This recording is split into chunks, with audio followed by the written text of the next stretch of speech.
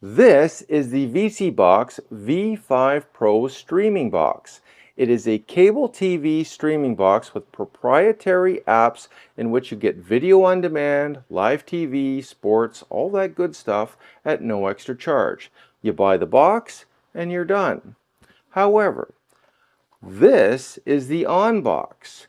And people have told me you get one of these, you make a few modifications in your software, and you can get it to do the same thing as one of these. But is that true? Well, we're going to find out today. If you want to know the answer to that, well, keep watching because you're watching Blue Collar Guy.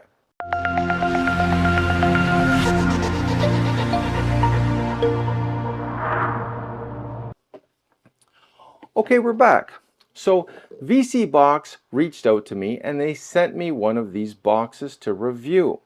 And I always do extensive testing. So when I do a review of a product, I like to really check it out. And I did a review of another box that was similar to it, and I got a lot of comments that you can get one of these and do the same thing at a lot lower cost. So I wanted to see if that was true. But first of all, I'd like to say, full disclosure, that this video is not sponsored. In other words, they did not pay for the production of this video, and I am not a vSeeBox affiliate. I am not an Amazon affiliate. I'm certainly not an ONN affiliate or a Walmart affiliate. I'm none of those things. I am a simple reviewer that reviews these boxes. And we're going to talk about a lot of different things because people had some questions about the legalities of these boxes, where to use them, do I need a VPN, what kind of VPN I should get, all of these questions, and I've got some answers for you because this was a lot of research, this was a lot of digging. I have different kinds of these boxes, so I do a lot of comparisons to see, which one performs better, that sort of thing. And I did find out a lot of information about this box because some people leave comments like, well, I can do the same thing for $20 or $30 and the other one is nothing but a scam. So is it a scam or is this box not the same thing? We're going to go to the downward shot and we're going to take a look at both of these boxes and what the physical attributes of them when you buy them. I've taken them out of their boxes so that we can get a better look at them. So let's go to that downward shot and take a look at these boxes and see what the differences are physically. Okay, so I've got them here, and I'm just going to move these boxes over here. And this is the ONN box, and this is the vSeeBox V5 Pro streaming box. Now right away you can see that this guy here has an antenna, and this one here has a built-in antenna. So you don't see an antenna, but that doesn't necessarily mean a bad thing, but it does indicate that this guy here is set up to get the optimal reception if you're hooking it up and your Wi-Fi might be a little bit farther away than normal, because a good antenna will get you a stronger signal. Turn the box this way and I'm going to zoom in a little bit. Let it focus. There we go. This is the local area network connection. That's like your telephone jack. And this is an AV jack. This is an optical out, so if you want to hook it up to a sound bar you can. And this is your HDMI out, and this is your power in. If I turn it over here, I have a USB connector and another one. And over here I have a micro SD card or a TF card reader as well. So if you want to access photos, things like that, and play them on your TV, you can. So let's just set this one aside. We're going to look at the ONN box. Now, before I start, I just want to go back to me for a second. I bought this one with my own money. So just so you know, ONN didn't send me this one at no charge. I went out and bought this one because I wanted to answer some questions and I wanted you to have all of the facts before you make an informed purchase decision. And before I go any further, I always tell people don't make any purchases based on my video alone. Do your research. Check all of the facts so that you can spend your hard-earned money in the best possible way. So we're going to go back to the downward shot. We're going to take a look at this one now. So on the back of the on box, it looks like I have a reset button, an indicator light, and an HDMI out. Over here, I have nothing. Over here, I have a micro USB port, and that is for your power. Over here, I have nothing. So there is no local area network jacks, nothing of that nature. On the back of it, I have the serial number, the 4K streaming, and the rest of that. Now, I'm going to set these boxes aside, and we're going to take a look at the remote controls. So this is the remote control that you get with ONN, and this is the vSeeBox remote control. As you can see, there is a considerable size difference. Now, that doesn't necessarily mean that one is better than the other. However, there are some features on this one that you don't have on this one.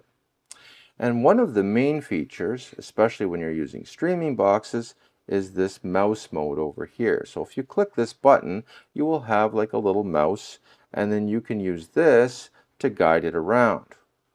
Now, you don't have mouse mode on this guy here, but when you go into certain apps that are designated for those movies, then this will kind of sort of change into that. It's a lot more clumsy than this interface is. So you're kind of making this one do what this one can do because it wasn't really designed for that. So I'm going to go back to me again for a second. So the ON box is more of your standard streaming box, like your Fire Stick and those type of boxes. It is designed to be used with apps that you have to pay for subscriptions. And then you have to do what they call side loading, or some people call it jailbreaking, but it's more side loading. And then you're changing what it can do so that it can behave more like the vSeeBox. So the vSeeBox was manufactured and designed with the software so that it does the things that it advertises that it can do. The ON box is not designed for that. You're forcing it to behave more like the vSeeBox. So it wasn't designed for that purpose, but you can make it kind of behave like that. And because of that, the user experience is a lot different.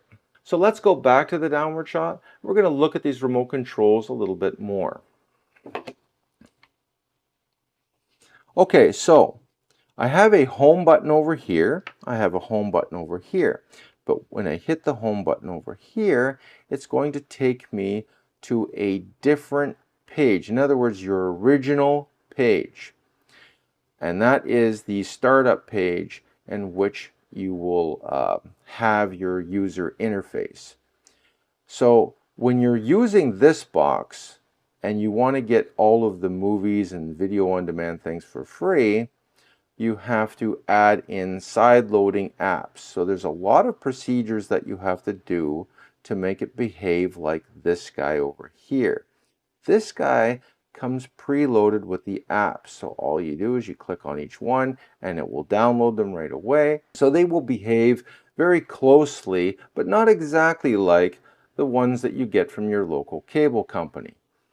These ones on here do not look or behave like the ones from your cable company. They will look a little bit more, let's say, rough around the edges, a little more clumsy.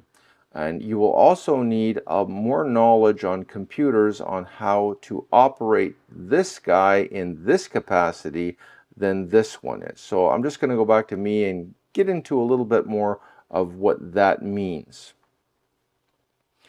So what I'm getting at is that the vSeeBox is designed to be this cable box that can get those channels. So they've designed the software and the hardware to work together. The ON box isn't designed that way. Again, you're forcing it to behave like something it was not designed to do. This also affects the performance of it. The performance of these two boxes physically, in other words, the processors, the GPUs, that sort of thing, is also different between these two boxes. So when you get the ONN box, it has 2 gigabytes of RAM.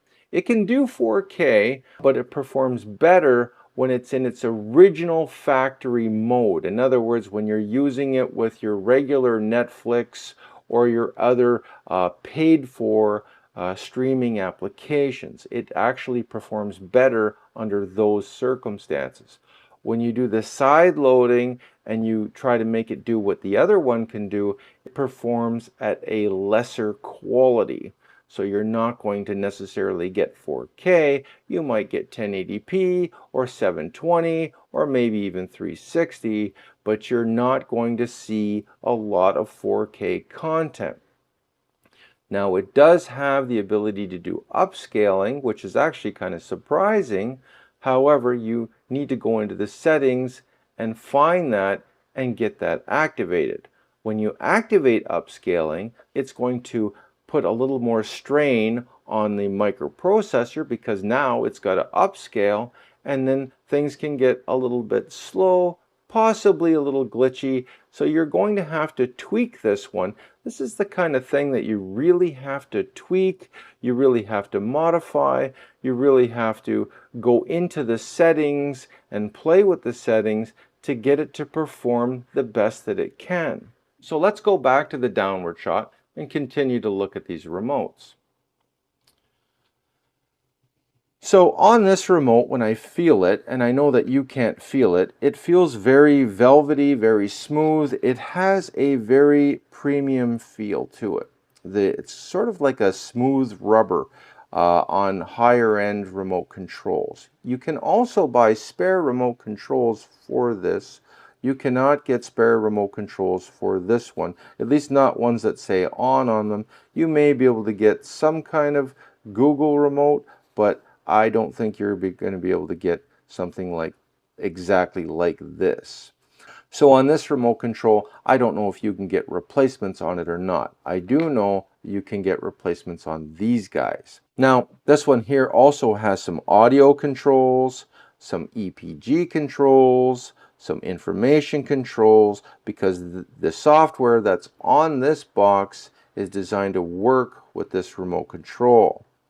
The software that you're going to be forcing this one on this box is not designed to work with this remote control, kind of forcing it to behave like this guy over here. Now, they both have voice control, but when you use voice control on this one, it can work with those proprietary apps. When I tried the voice control on this guy here, it doesn't work when you're in that setting. Instead, it's going to work as a Google remote control, and it's going to be pulling up information and things that Google would give you. This one here also has assignable buttons, so if you want to assign these buttons to specific apps and have them launch, you can. And it has the YouTube, the Netflix, the Prime Video, and the Disney Plus. So if you did want to use this box and have some paid subscriptions, you can. You can also use this as a regular streaming box, because in some countries, streaming boxes that are watching those pirated movies are highly illegal and the penalties are very, very extreme. And I'm going to talk about that right now. So, if you're from the United States and you are streaming pirated movies, you are under the strictest penalties. So if you're from the United States and you're watching movies that are copyrighted through third-party apps, you are subject to huge fines, like I'm talking $100,000, and you can be charged criminally. Yes, so the penalties for United States citizens is more extreme than other countries. So that brings me to my next point. When I review these products, I'm reviewing them on YouTube, and this is a global media outlet, meaning that this is being viewed around the world. And these streaming boxes that use these third-party apps are not illegal in all countries. Yes.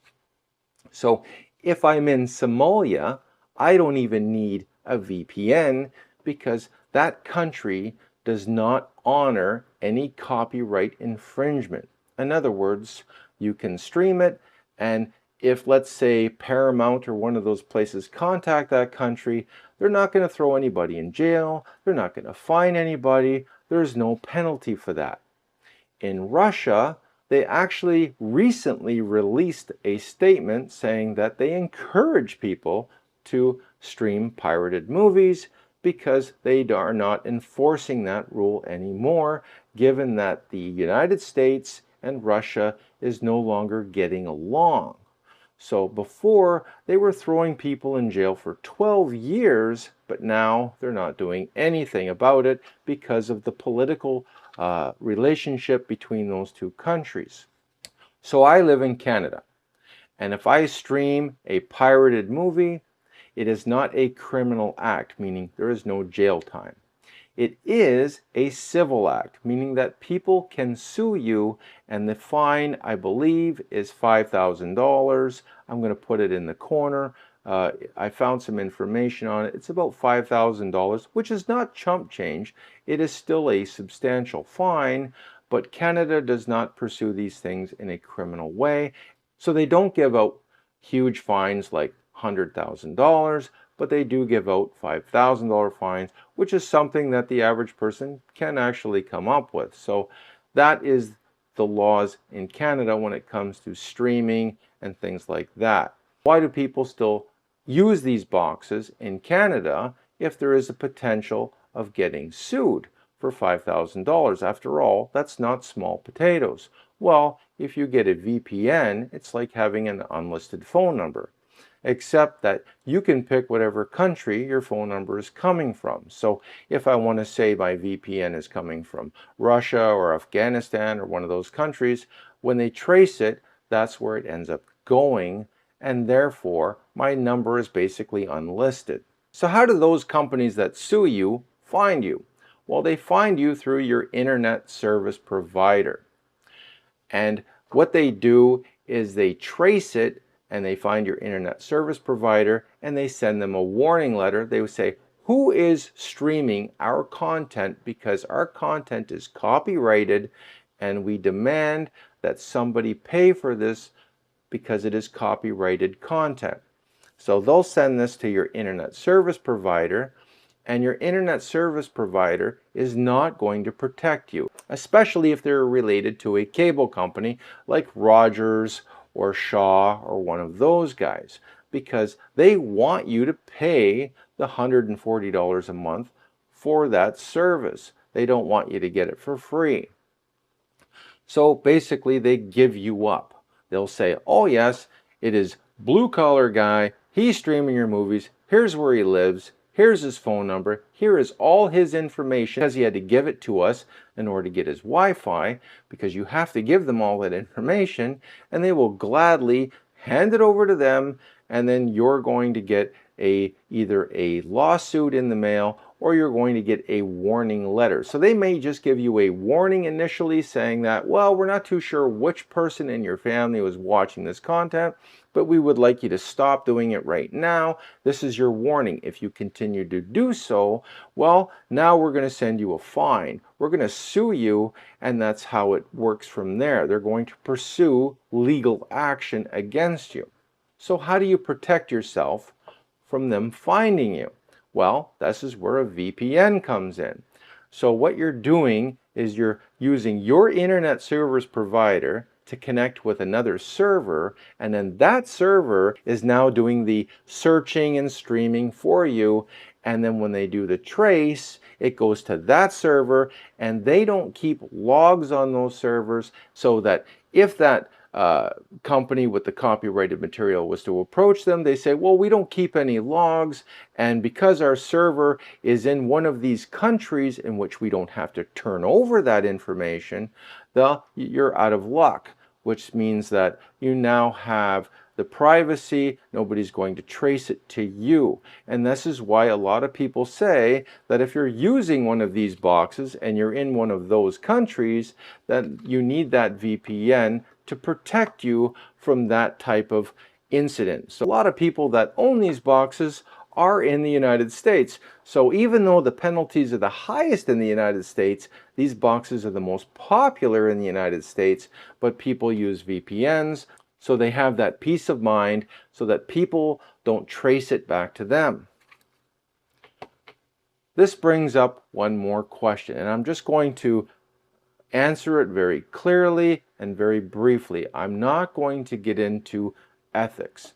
So I am a product reviewer. I review products. If you look at my channel, I review all kinds of products. That includes products that may have some ethical issues behind them. Now, it is up to me if I want to review that product or not. So I did choose to review these products. And I do understand that there is an ethical gray area there in which that these products are not considered ethical. So as a reviewer, I also have to answer questions, and I also have to look at it from a legal aspect. So in some countries, as I said before, it is not illegal to use those third-party apps. It is also not illegal to buy these boxes. In other words, these boxes don't have the apps pre-installed, like they're there, you have to click on them and then they'll install, but they're not pre-installed, meaning that they're not illegal unless you use them in an illegal fashion, given the country that you're from, if that makes any sense. Now, the ONN box is definitely not an illegal box. As a matter of fact, they've done everything they possibly can so that you can't make it behave like the other box. And because you make it behave like that box, it doesn't have the same performance. And I'm going to show you a little bit of the differences between the two. Now, I have had comments in the past saying that, well, you didn't show the most important thing, which is the content of what these boxes can show. Well, I can't. This is YouTube. YouTube has strict guidelines. YouTube is an American company that will follow all of those copyright rules, including things like logos. So my blue collar guy logo is copyrighted. If anyone else tried to use it, I can sue them. So NBC and all these other news companies, they all have logos too. And you can't just use their logos or show their logos without their permission. So these are things that some people will take a chance on, and they'll say, oh yeah, here's all the channels, here's the... Well, guess what? They are taking a very big risk of losing their YouTube channel, because if CNN or one of these other companies was to say, hey, you're using our logo, so if any of these companies with these registered logos was to complain to YouTube, at the very least, you're going to lose monetization, and you're also going to get a copyright claim, possibly a copyright strike, and this is all very bad news if you do YouTube reviews. You do not want any of these things. So I have to be extremely careful on YouTube of what I show you. But at the same time, I can at least educate you on what is happening with these boxes. So we're going to hook up these boxes now, and I'm going to show you what I can show you. In other words, the user interface. I will have to blur out a lot of things. So I do apologize for that, but I can't show you these things on YouTube. It's for my own protection. So the other thing that I can't do is tell you what specific movies that I watched, TV shows, things of that nature, because that would be classified as an admission of guilt or an admission of doing something when using these boxes. I'm in Canada, it's not a criminal offense, but I'm not going to help anyone sue me either. So that's not going to happen. So I am going to tell you what I can tell you so that you can make a decision for yourself, because ultimately this is up to you. And because these boxes are sold all over the world, some countries it is totally legal to use these boxes unimpeded, without any worry of being sued or thrown in jail or anything like that. So you have to remember that it is not just for the United States or Canada, it is for all over the world.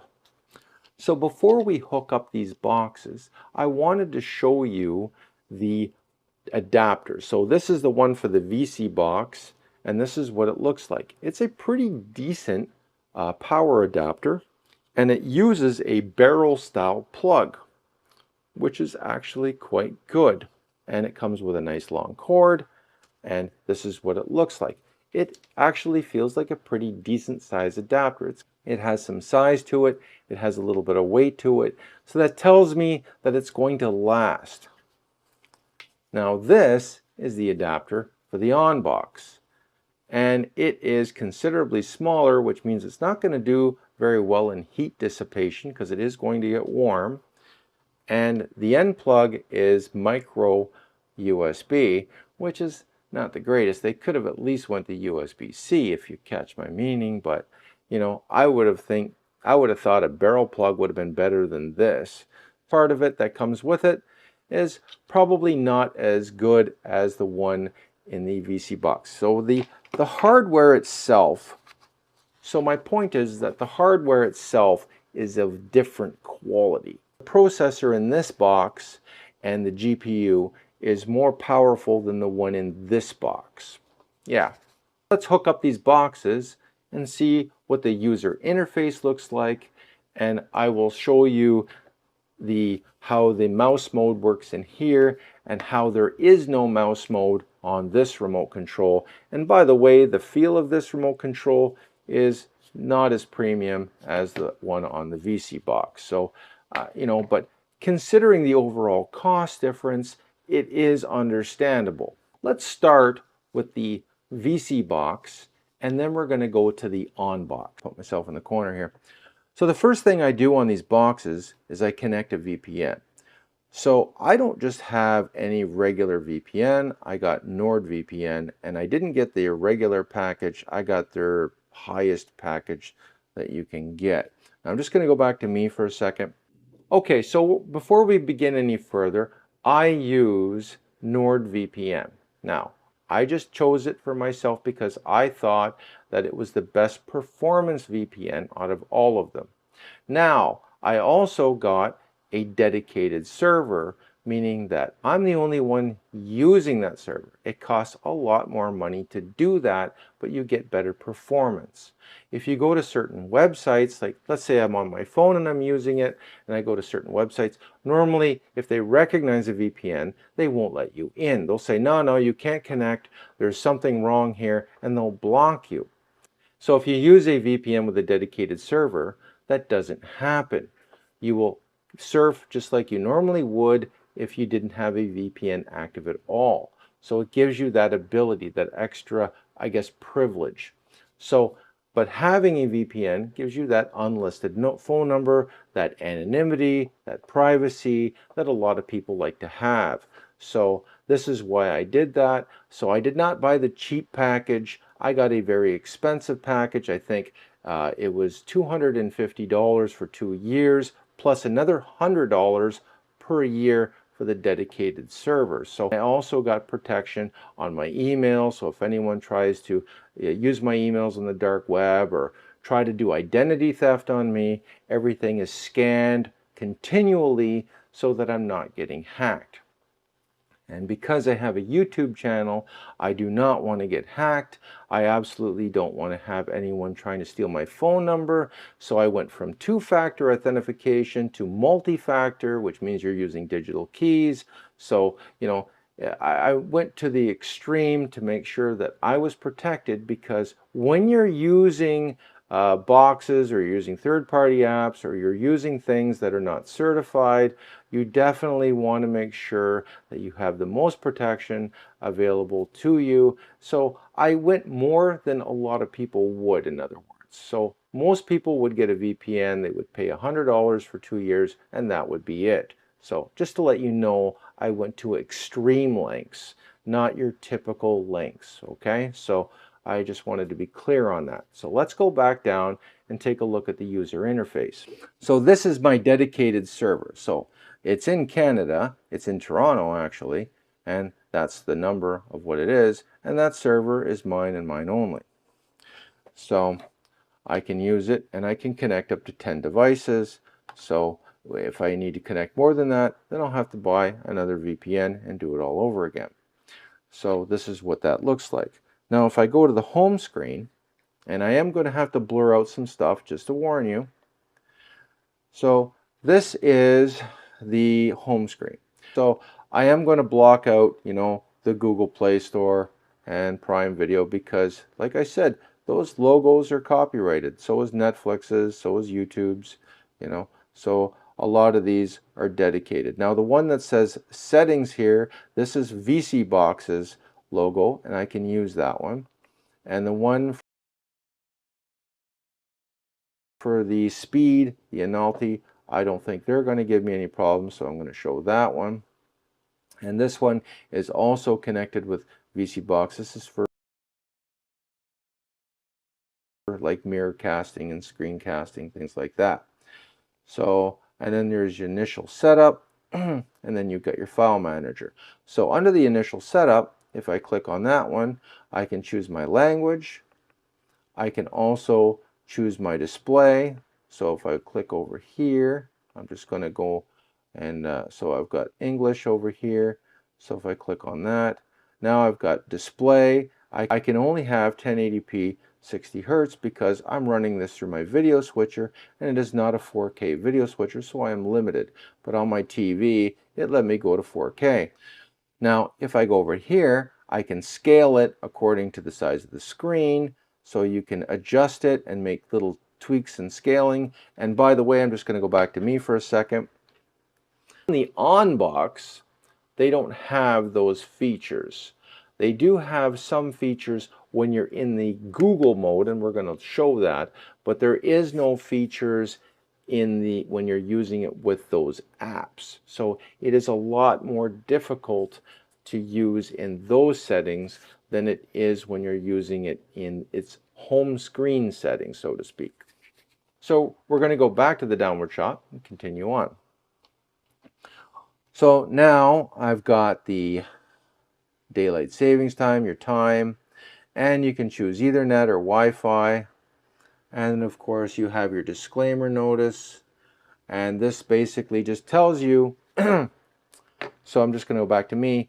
So that disclaimer basically says that these are third-party apps and that you're using them at your own risk. So this is why you need to consult with the laws of your country to see if you're doing anything illegal so that you are protected for you. So just keep that in mind. So we're going back down to the downward shot. So then I hit, agree, of course, and then settings complete, and then I can use the vSeeBox. And then now I'm here, and this is you got a file manager. Now here is the proprietary apps. So this one's called Heat Live. This one is called Heat Video On Demand. This one is called Video On Demand Ultra, and this is your backup. They also have a way of contacting them, so if you have any issues, you can contact them, and then they will fix those issues. And they have an internet speed option here, and they also have a internet surfer over here. Down here, you have your system settings, you have your launcher settings, and you can set it up so it launches your VPN right away. And you have software updates. You have your hotkeys, which is those buttons at the bottom. You have your system information, and you have your memory cleanup. So if I click on that, it'll clean up a lot of the cache of anything that it had to have, and it also keeps things running a lot faster. So we're going to go back to me for a second. You don't have the cache cleanup ability on this one unless you get deeper into the settings aspect of it and you clean it up manually yourself. There is no easy icon to do that. So you can kind of do that on here, but you have to know how to get into those settings to clean it up. You can also get extra apps. In other words, you can download an app that will do it for you, but there might be a cost associated with it. So if you think that those apps are the same as the ones that SuperBox and other places like that use, they are not. So those apps that they have on there are proprietary to that company. In other words, those are vSeeBox's apps. SuperBox also has their apps. They're called Blue TV. So they make their own apps. They have their own servers. So when you're using one of these boxes, you're not using servers that are governed by ONN. ONN has nothing to do with those servers that you're using. I don't even know who's running or maintaining those servers. But I do know that vSeeBox and SuperBox have their own servers, and they maintain their own servers, and they add servers as they get more users, because the more users you have on a server, the slower it can get. You can run into more problems. Now, if you've ever looked at the Google warehouse where they house a lot of their servers, it is a massive property. And they have thousands, if not hundreds of thousands, of servers in there. And that is so that when we surf on the internet, things aren't slow. They have to add more servers as you get more users, so that each user can run at a faster speed.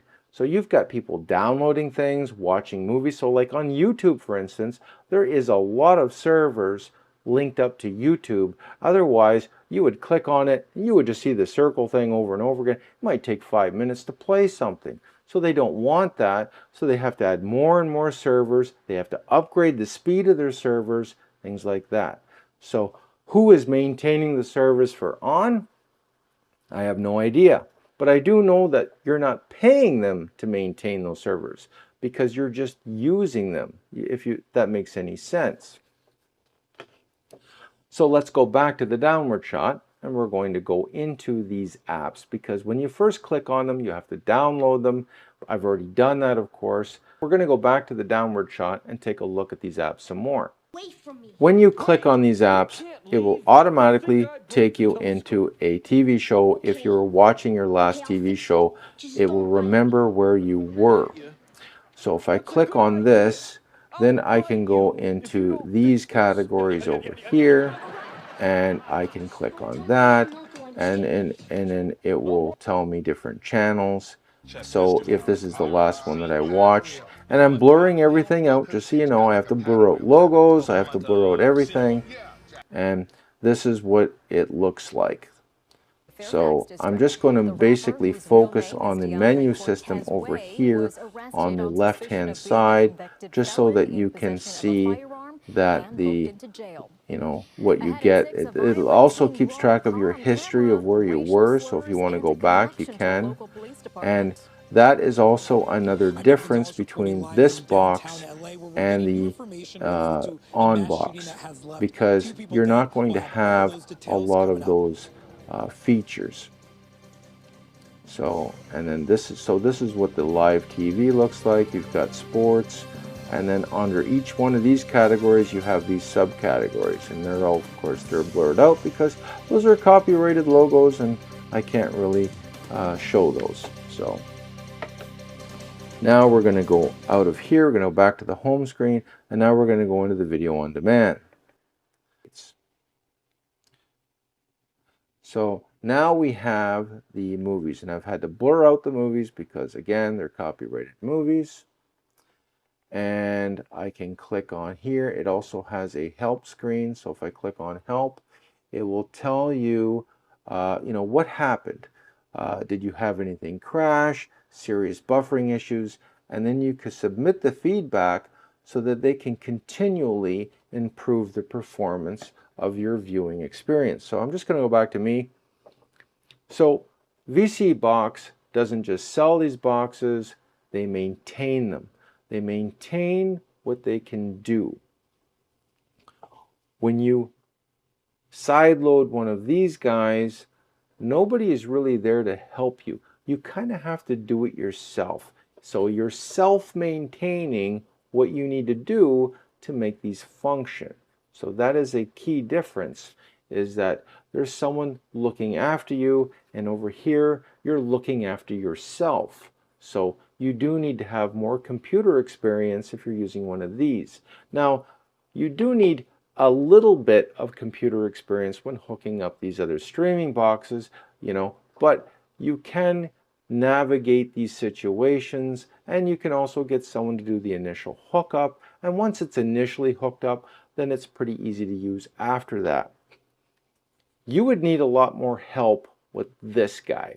So you would need a lot more knowledge, and you're probably going to have a lot more questions, because setting up this, someone who's computer savvy, these guys are a little bit, well, let's just say difficult to get started. So they always say, oh, it's so easy, it takes like 5 minutes. It was not 5 minutes, it was more like 15 or 20 minutes of messing around, possibly easily a half an hour, but you can get the job done, but certainly not the same experience as a vSeeBox.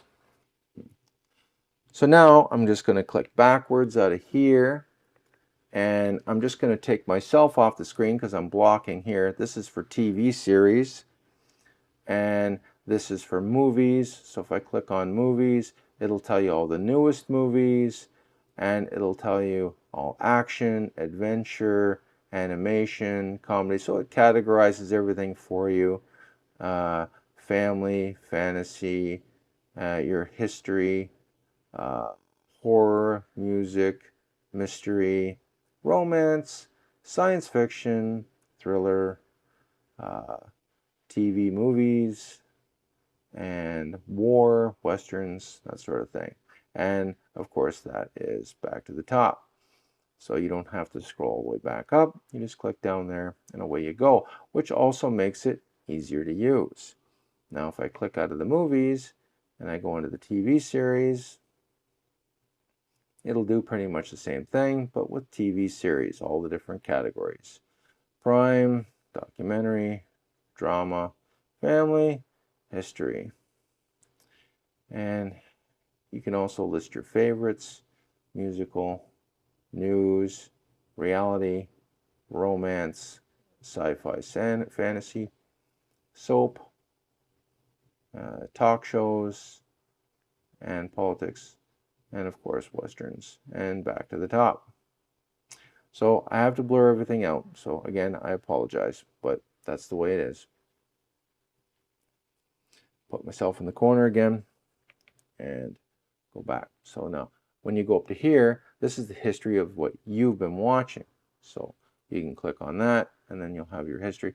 And of course they've got some advertisements on these guys, but I can't show you what they look like, again, because of that reasoning.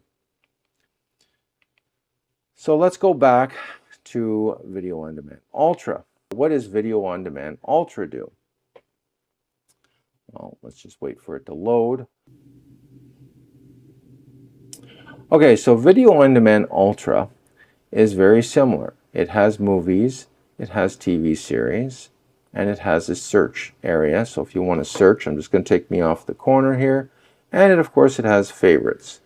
So is it the same as the other one? Well, the user interface is a little bit different because you can go by year and by genre. So it has a different user interface, which appeals to some people. So this is what the user interface, I'm just going to show you the stuff on the side here.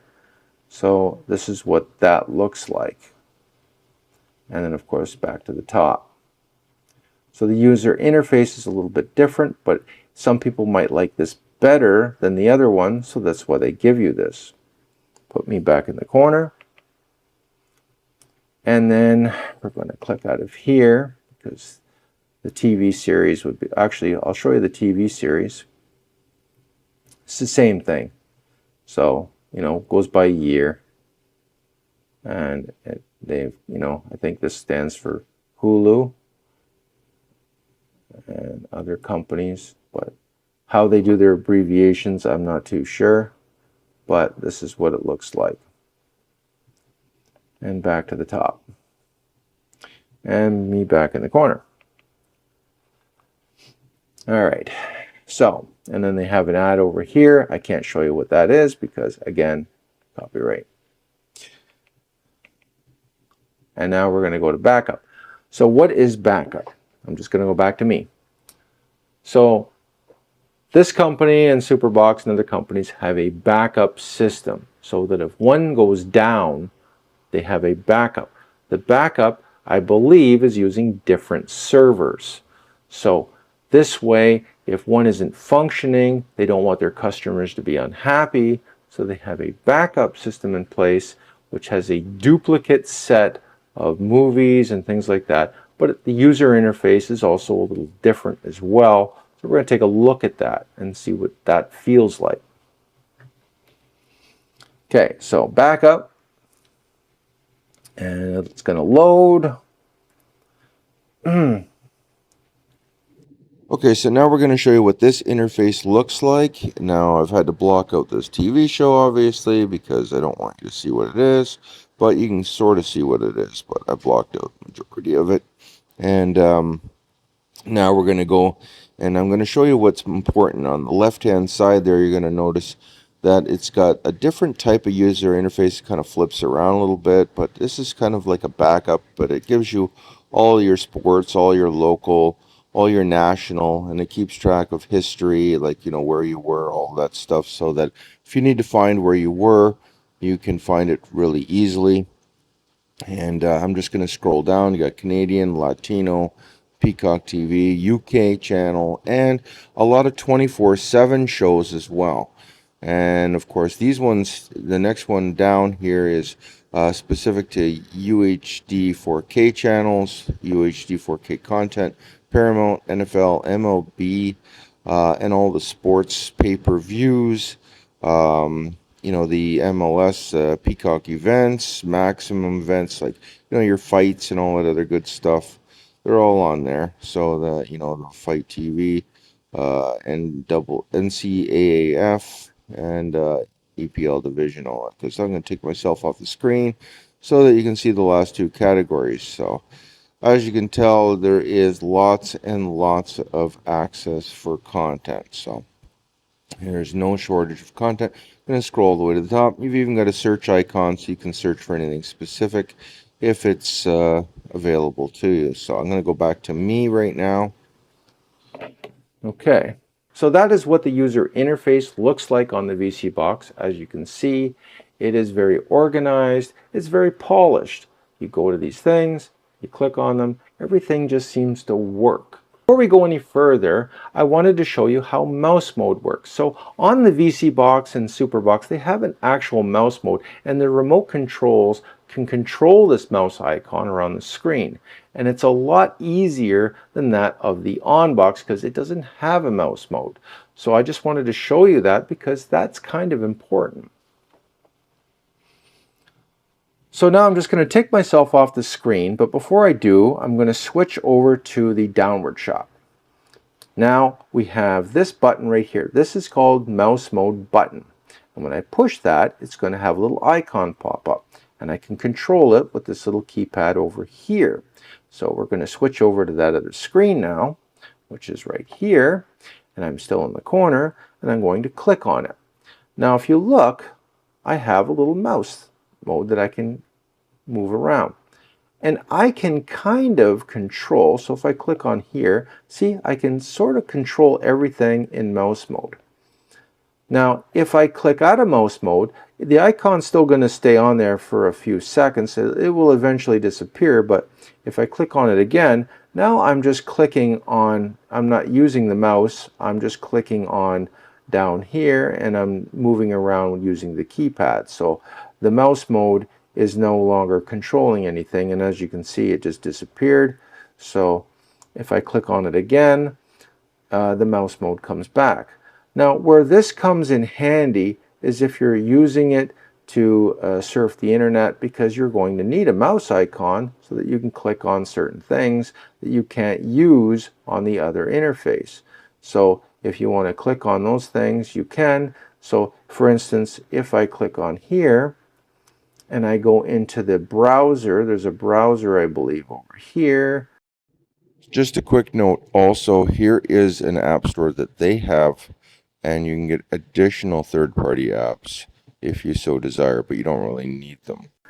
And I click on this, they have a Firefox browser, and then I would use mouse mode, and I have to click on mouse mode, and now if I want to click on things like this X, I can. And that's what mouse mode is for, and it is a integral part of these type of boxes, because you may need to go into browsers to make adjustments, things like that. So this is why they have mouse mode. It comes in handy for certain things. It also comes in handy when you're in other features and you want to go into the search. So this way you could scroll up to where the little search icon is. It might be over here in the corner like this. I would click on it and then I could type in my movie, that sort of thing. So mouse mode does come in handy when you're using for those features. So I'm just going to get out of here and out of Firefox, and now I'm back into mouse mode, but I can leave mouse mode and just now I can use it just as a regular I can scroll around and do that. So if I wait a couple of seconds, the mouse should just disappear on its own, and there it goes. And now I can just use it as a regular click. So you're going to go back and forth between mouse mode and this other mode. That's why they have it. So this tends to be a little faster than moving the mouse when you're just going back and forth between these guys. But when you're doing other things, the mouse mode is going to come in handy. So I'm just going to go back to me. So now I'm going to hook up the on box and I'm going to show you the difference. Okay, so now I'm powering up the on box. So this is booting up, and I just want to show you really quickly.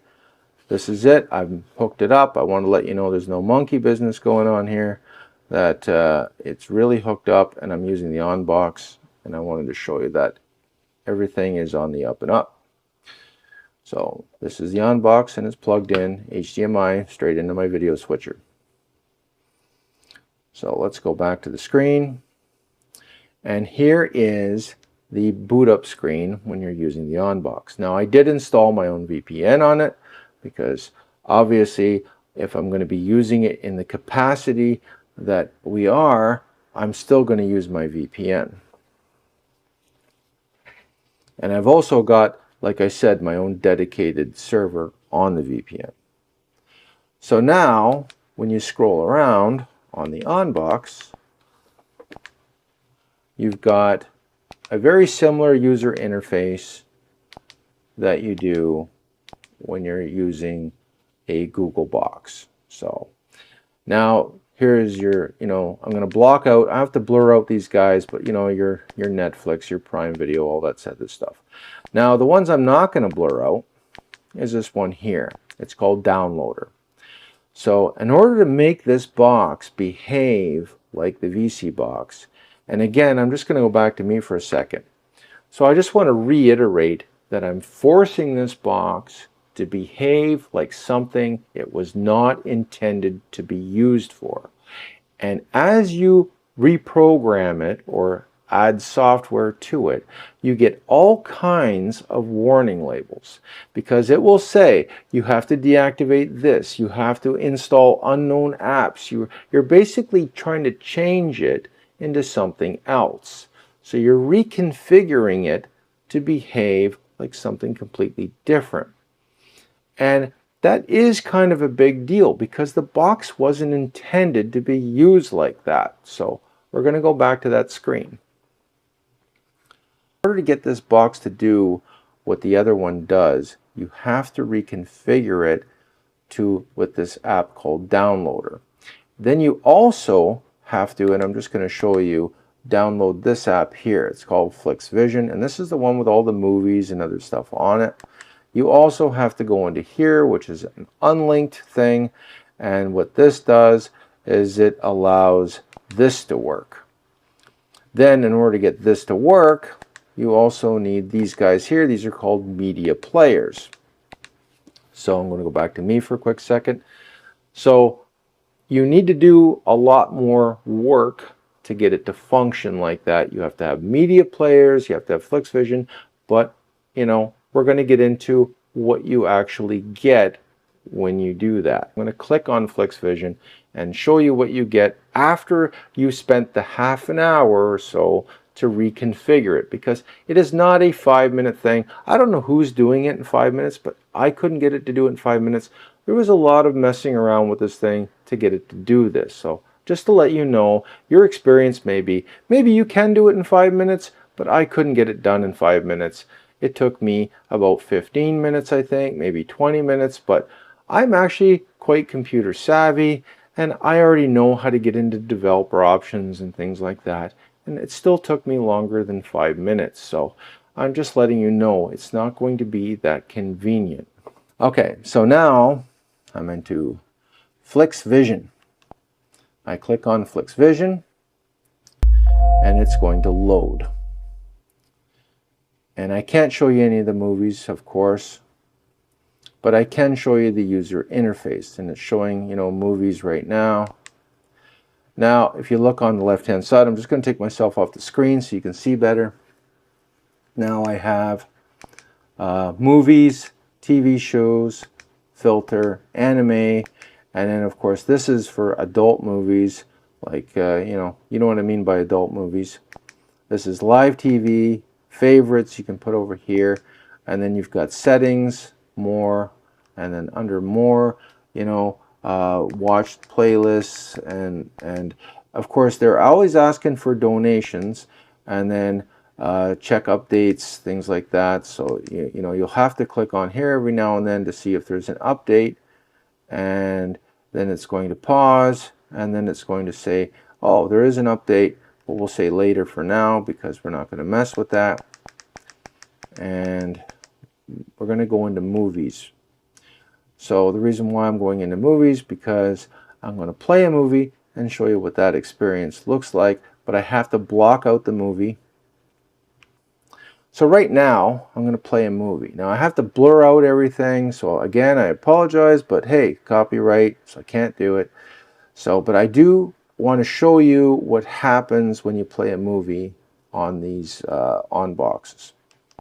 So I'm going to say later on that, and I'm going to continue on because I was continuing on because I was testing it. And here is what you get. You get the, I have to blur out the background because it's copyrighted, obviously, and I'm going to click on that. We're going to play the movie. So it's going to load, and then it's going to, I probably have to click it again. So I have to click it again to play. So it's not quite as snappy. Oh, it looks like I have to click it again to play. And now it's going to play. Hopefully. So I had to click on that movie 3 times to get it to play. Now if you look up in the corner, you'll see a thing called servers, and that allows you to switch to different servers if one isn't working. And as you can see, we're still trying to play the movie. It is not the user experience that you might think it is. However, we're just going to click on there. I'm going to click exit, and I'm going to go back into it again, and we're going to click on it again and see if we can't get it to work. So here we go. I think it's working now. No, not yet. And now we're going to click on it again. There we go. So now it's finally working. And We had a little girl, sweet Vienna. Exit. Then I'm back to here, and then I exit again. Okay. So the user experience is not the same. It's not as fluid. It's not the same user experience that you're going to have when you're using other things. And again, you see this over here, I have to continually get these updates. So I just updated this thing and now it wants another one. So if I download the update, it says you can't update if you're using a modded pirated version of Flixbox. Please use the official version on our webpage. So you can't even use that version. In other words, you might not be able to update things. And I'm just going to click on here. I really wanted to show you what those pop-up ads look like because they were really annoying the other night. So I wanted to answer that question. Is the ONN box a better value than the vSeeBox? Well, when you take the user experience into account, the vSeeBox is far superior than the ONN box when you jailbreak it and you convert it into what it is.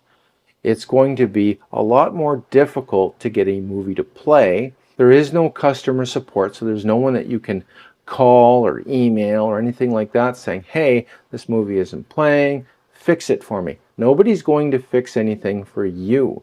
As you can see, you needed to get updates, you have to get different media players, that sort of thing. It's up to you to figure it out. So if you're not afraid to do all of that, and you're not afraid to spend maybe 5 or 10 or maybe even 15 minutes to get your movie to play, well, then go with the ONN box. But if you want something where you just plug it in and it works, and if there is any issues, you have customer support, well, then the vSeeBox is a better value because it's going to take a lot of frustration out of it.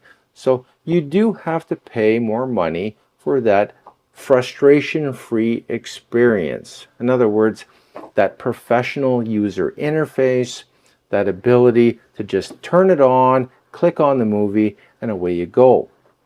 With the ONN box, you have to go into a different app, then you have to navigate through that app to find your movie, then you have to try to find which movie is going to play, and then you have to say, well, okay, this one isn't playing, well then I'll use this one. And as you can see, I had to click on it 2 and 3 times to try to get it to load and play. And then after that, then you may have to switch to a different server, and then you've got a whole list of those. Now vSeeBox also has the ability to switch servers, but their user interface is a lot more organized and it is a lot easier to use. In other words, when they do their server selection, they'll say server 3, server 4, server 5, server 9. They don't have that weird list off to the side. They just say, you know what, if you want to switch to a different server for maybe a faster play, or maybe you're watching a movie and there's different writing on there or something, and you don't want that to be there, you can try different servers and then that will go away. So they have a much more refined user interface by far. I just showed you that. So does the ONN box kind of do what the vSeeBox does? Yeah, but would I want to watch a movie on the ONN box? You know, and I didn't get a chance to show you what those pop-up ads looked like.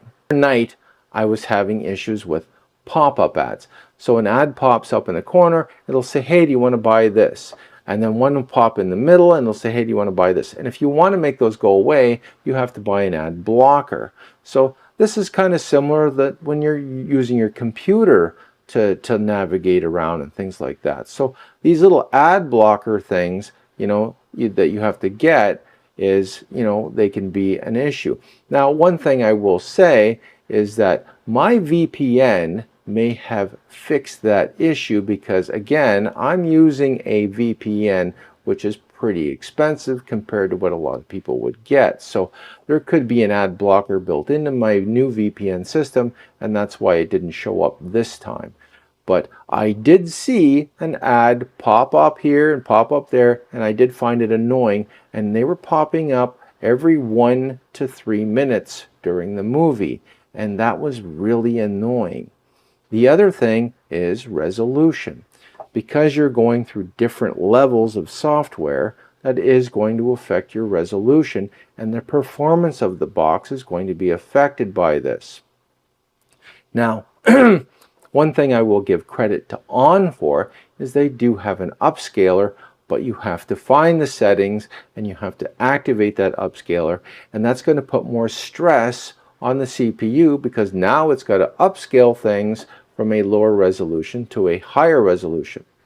The vSeeBox V5 Pro has an upscaler in it also, and they can upscale things, and you don't have to go into any settings. Everything just looks a lot nicer and a lot smoother right off the bat. If you don't want to have to mess around with things or tweak things a lot, that is going to be a far superior experience.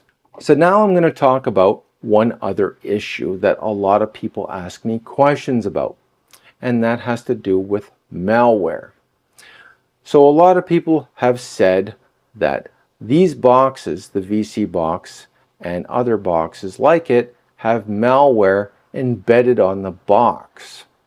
And I wanted to speak about that because I found out some information about that that might shed some light on what that is. Now, is there software on the vSeeBox and other boxes that could be considered malware? And the answer to that is yes.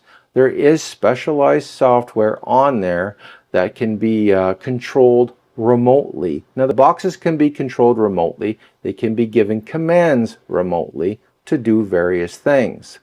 Now, I want to explain what I believe. Now, this is just what my opinion is of what that software, which would be considered malware, is. Now, because they have this software on them, they are not Google certified boxes. So I'm just going to show you something. The ONN box is a Google certified box until you sideload all those apps. And then you've changed that it is no longer a Google certified box because you've taken off all of the safety protocols. You've deactivated them all. And once you deactivate them all and you can install unknown apps, it is no longer Google certified. So just because it comes out of the box Google certified, you have changed that. Now, the vSeeBox is also not a Google certified box, and neither is a lot of the other ones. So if you want to know if things like SuperBox, now they're also not Google certified, and it has a lot to do with that specialized software. So what is that specialized software? What is the real purpose of it? Here's my take on it, because I do have a bit of a background in computers and computer science. I'm familiar with old school languages. So when I took computer science, we learned Advanced Pascal, Fortran, COBOL, Snowball, all those different machine languages, hexadecimal. The most popular one, of course, was BASIC, Beginner All-Purpose Symbolic Instruction Code. We used to program in that. But now they're using now they're using C++, they're using Kodi, they're using other different versions, they're using JavaScript, all of these type of software. So what this software, I believe, does is it protects their proprietary apps. This is just my belief. This isn't fact. I don't have any statements from any of these companies because they don't really talk about this, because it is something that they want to have for their own protection. In other words, they don't want to expose themselves to bad actors. On these boxes, they have embedded software. So on that embedded software, they have proprietary apps, and they want to protect those. They want to make sure that a hacker doesn't come along and remove those proprietary apps and then either give them away or sell them at a substantial discount, because then they would be using their servers that they had to buy to maintain a service for somebody else that they didn't pay for. So in order to protect their proprietary software, they have to go and put extremely powerful software on there so that it could actually defend itself against these known hackers. And as you know, hackers are pretty good. They will work 24/7 to try to extract that software off of this box. So what they've done is they've got some of it flashed on here, and they've got some of it that has to be loaded. And if the two aren't together, then it doesn't work. So they wanted to make it so that they have to work together. It also has to have the ability to be monitored and remotely shut off. And they want it so that it remotely reports. So this is why they have it in the form of what I would refer to as a bot. So let's say I'm a hacker, I get a hold of the software, I put it on another device. The software will have coding in it so that it will actually call out to me, and then I can say, oh, someone extracted that software, and then I can have it either self-destruct or, erase their hard drive or wherever they tried to put it on, and that would be considered malware. So I have to ask myself, if I was a company and I had this software on here, what lengths would I go to protect that software from being removed or stolen or hacked? And this is the question. So if people were to successfully remove that and copy it and give it away, not only would their servers get flooded with users and they would slow down, it would cause the whole system to crash, would lose millions of dollars in revenue. So as a company, I would think that they would need to protect that. So Google has their guidelines to protect users, and that is why this would be considered malware or suspicious software in the form of bots. Now, everybody that has taken a look at that malware / software has come to the conclusion that as long as it's in this box, it is dormant, because they've said it's dormant when it's in the box, but it's probably not dormant if you extract it from the box, if you see what I mean. This is the conclusion that I came to. Now, this is just my opinion. I am not an expert in this field, but this is the reasoning that I came up with that I wanted to share with you. What is the downside of that? Well, they can access personal information that you might not want them to have. So now I'm going to explain how you can protect yourself if you get one of these and you're like, well, I'm not comfortable with that, so what can I do to get around that? So if you log into your Google accounts and things like that, use your phone to do it instead of using it through the box. So if you're going to log in and you're going to log in through the box, don't do that. If you've already done that, don't panic. Change your passwords on your phone. So switch to a new password on your phone, and that way whatever one was in here is no longer going to work again. So don't panic. You can fix it if you've already done it. So you do need to do that. Which brings me to my other point. Going back to the VPN, which monitors dark web and things like that. So whatever service you get, Surfshark, Nord, whatever, make sure that all of that is in place so that you are protected. So it's not just protecting yourself against, streaming movies and things like that, but you want to protect yourself against any type of malware or anybody that is going to come after your identity for identity theft or try to hack your emails or worse yet, your YouTube channel. So you want to make sure that you have all of those safeguards in place. But I do believe that there's no real malicious intent when they put this software on here. I think it was just to protect their proprietary apps, because I thought about it. If they got a hold of those apps, this company is pretty much toast. And they don't want that to happen. And I did notice that other companies that are similar to this do the same exact thing. So is that a coincidence? I don't think so. I think that that's the reasoning behind it. Now, I've got no comments from these companies on that, and I'm pretty sure it's not the kind of conversation that they're comfortable in having. But I have a feeling that that is actually their answer.